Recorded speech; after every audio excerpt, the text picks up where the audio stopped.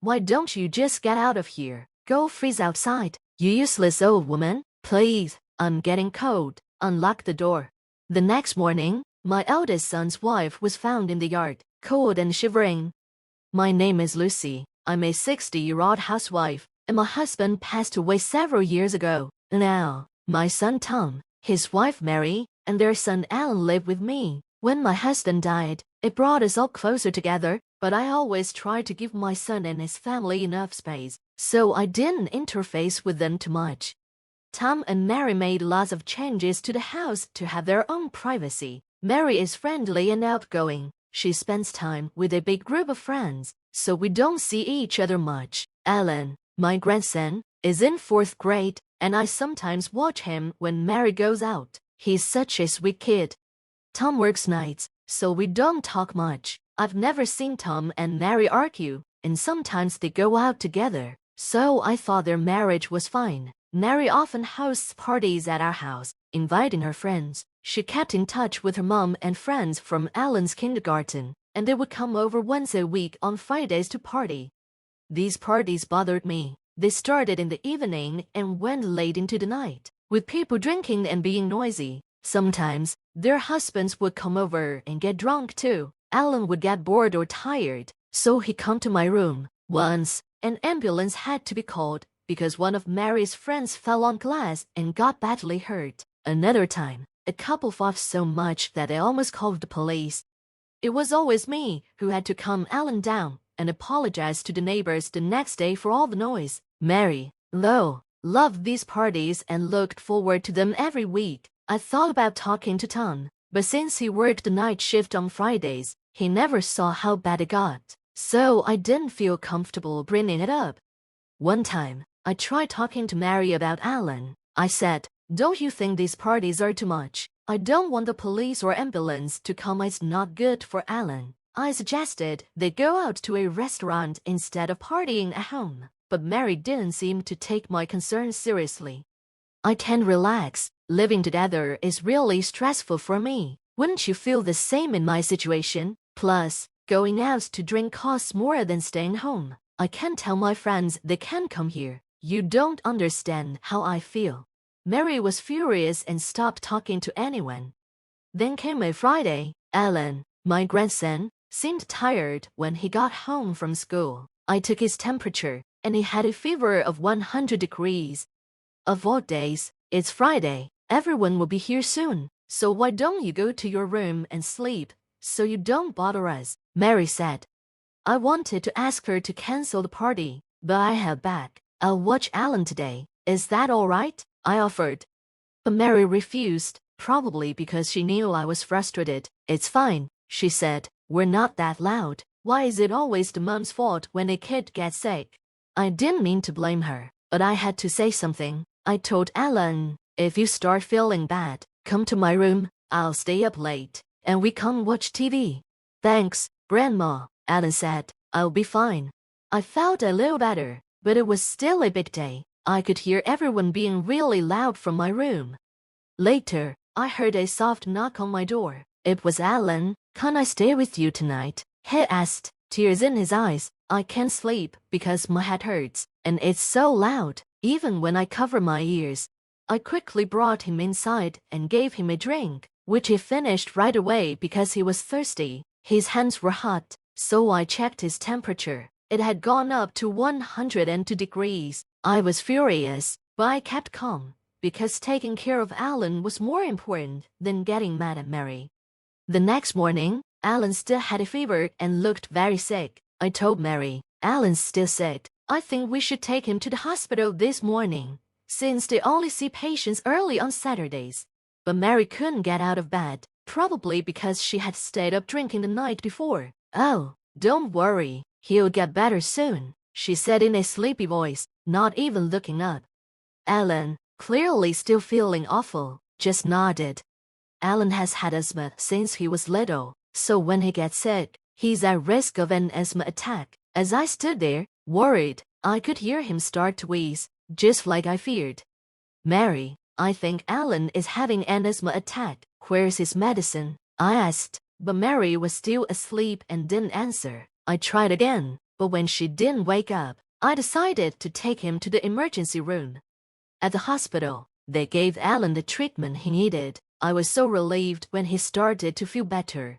Later that evening, when Mary woke up, she was furious. "You're so selfish. He didn't need to go to the hospital. Do you know how much that cost?" she yelled. "I tried to talk to you, but you were too drunk to wake up," I replied. Alan was in a lot of pain. "Kids get fevers all the time. His asthma is normal too. You're just spoiling him because he's your grandson," Mary snapped.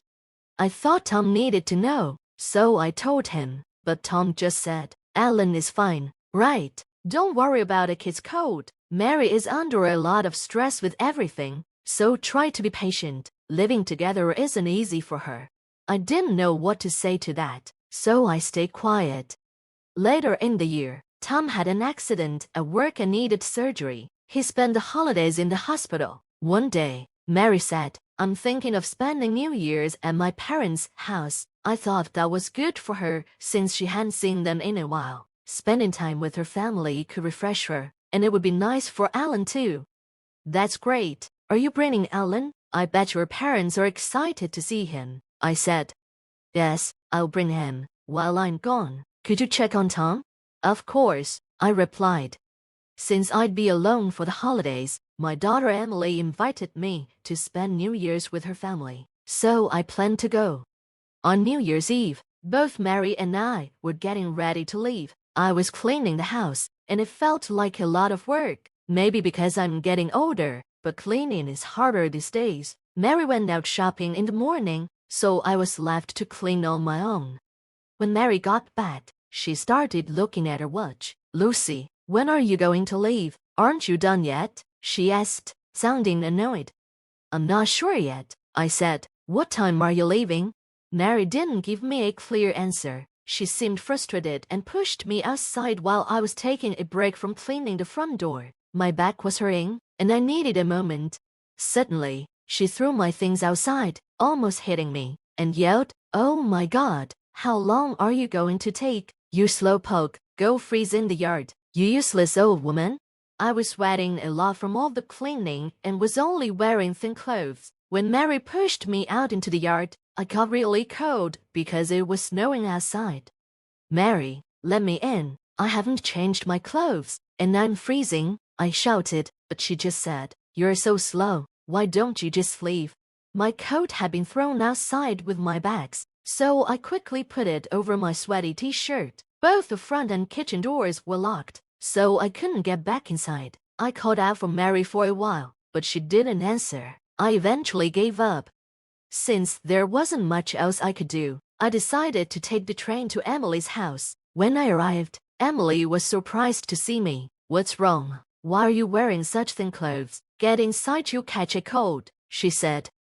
"Have you seen Bob?" Emily asked. "He was worried about you because of the snow, so he went to pick you up. He said he texted you." It was then that I realized I had left my phone at home. Emily's son, Bob, is a college student. I felt bad because he had driven all the way to get me, and we miss each other. Emily texted Bob to tell him that I had come by train. Bob then told us something shocking. "I called you several times, but you didn't answer. Then I heard a phone ringing inside the house. I thought you might be sick, so I went inside. For some reason, the front door was unlocked. I found your phone in the living room and realized you weren't there. But then I heard noises upstairs. I thought maybe there was a robber." It made sense that Bob would faint that since the door was open. Then he told us. I went upstairs and saw Mary and some men hugging in the bedroom. What? Mary was supposed to be at her parents' house with Alan. I was shocked. Bob said he frowned for a minute, and then they both jumped off the balcony into the yard, wrapped in a blanket. Bob ran after them but couldn't find them. "They escaped," he said. "You let them escape?" "I don't think they got hurt because there were bushes and snow on the ground." After that, I locked the second-floor door and was about to leave when I heard a noise from the next room. It was Alan. Alan was small enough to hide behind Bob. "Sorry," Alan said. "My mom told me not to leave my room until after New Year's." Alan had been sitting in his room surrounded by sweets, bread, and juice. Bob brought Alan to Emily's house so he could have more fun and be comfortable. Before leaving, Bob made sure to lock the front door and put the key under the flower pot, like we used to do when we were kids. You did a good job locking the door, ma'am, he said. I thought it was time to discuss the future with Tom. Meanwhile, I told Bob to play some games with Alan, and they both happily left the room. Honestly, I wasn't interested in Mary's affair right now. They could sort that out however they wanted, but what I couldn't forget was how Mary treated Alan. That night, we stayed with Emily and the others since it was already dark. The next morning, Emily, Bob, and I headed back home, leaving Alan with Emily's husband to keep him safe.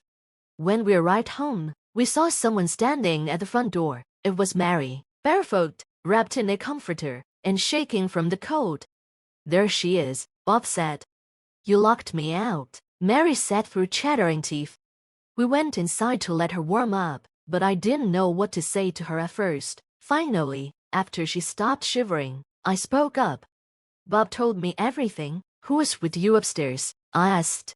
What are you talking about? You must be mistaken, she replied. Then she turned to Bob. And why did you break into the house? Why didn't you ring the doorbell? I noticed a pair of men's shoes by the entrance. Are those Tom's shoes? Let me ask him. Suddenly, Mary tried to change the subject.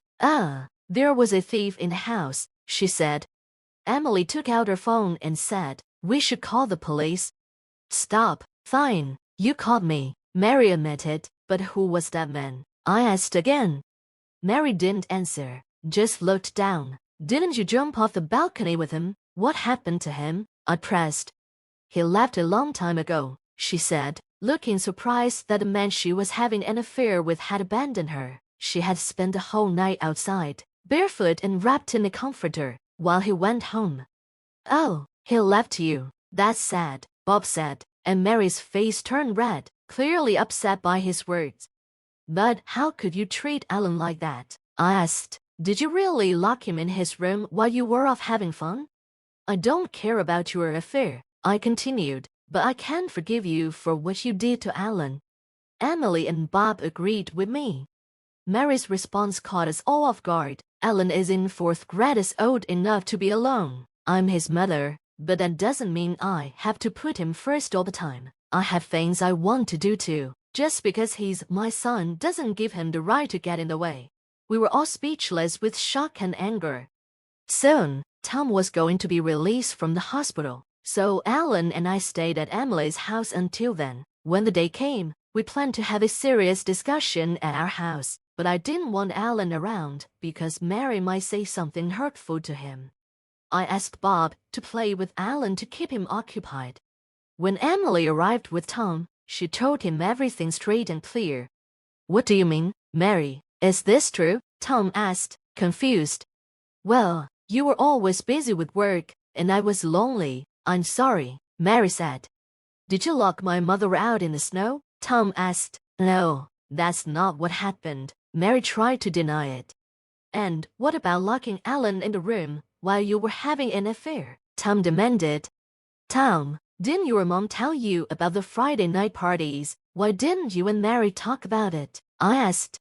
I'm not sure how to handle it, Tom admitted. The important thing is to not be afraid to ask for help. I'm tired from work too, and it's been tough. I'm sure Mary has things to say about living with Mom.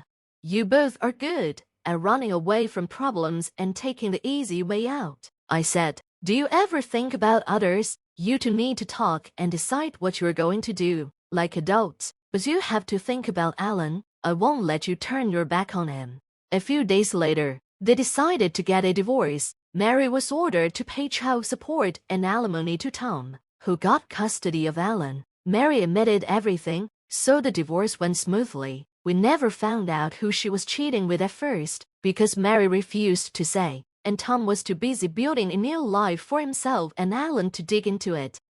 3 months later, we learned the truth when the other man's family found out about the affair. It turned out he was married to one of Mary's mom's friends. He had been one of the men who came to those Friday night parties sometimes. Mary kept seeing him after she and Tom divorced, which is probably why she agreed to the divorce, so easily she didn't want the truth about the parties coming out. I couldn't understand how Mary could stay with a man who had abandoned her outside in the freezing cold at night. Even though she had to pay child support and alimony, she stuck with him. The man's wife demanded alimony from him and told Mary to stay away from him. As I thought about everything, I realized they had been so focused on their affair that they forgot to lock the front door. If it had been locked, Bob would have used the doorbell instead of walking in.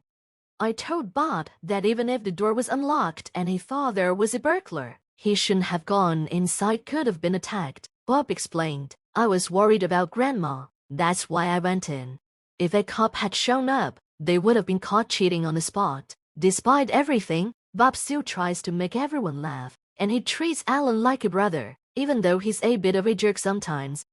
Mary had a lot of friends, and word of her affair spread quickly. She left the area because it became hard for her to live in the same city. Her friends harassed her and the man until they moved away. Now they're living in a place they can't afford, having to pay for Alan, alimony to town, and alimony to his ex-wife. Mary has also fallen out with her parents, and she's working hard with no help. She even called our house once, saying, I'm so sorry. Mary called me, saying, I'm lonely, and I'm suffering because I don't have anyone to turn to. Please forgive me. Please help me. But it was one thing to want to see or talk to Alan, and another thing to avoid taking responsibility for what she had done. For a while, the kids of Mary's mom's friends bullied Alan because of her actions. Thankfully, Tom was able to talk to their parents, and the kids worked things out. But I can't imagine how much it hurt Alan to lose his mother and then be bullied by his friends because of it. I thought about telling Mary how much Alan was struggling, but I doubted she would care. So, I asked her, is that all you want to say? Then I said, don't contact me, and hung up. After that, I moved in with Tom and Alan. There have been ups and downs, and there will be more in the future, but we'll face them together. Tom has also cut back on work and is spending more time with Alan. I'm grateful to Emily and her family for helping us through all this. Emily said many things I should have said myself. Bob loves Alan, and the two have become like brothers. I hope Alan will be raised in a loving and supportive family, and I'm happy that I get to watch him grow up.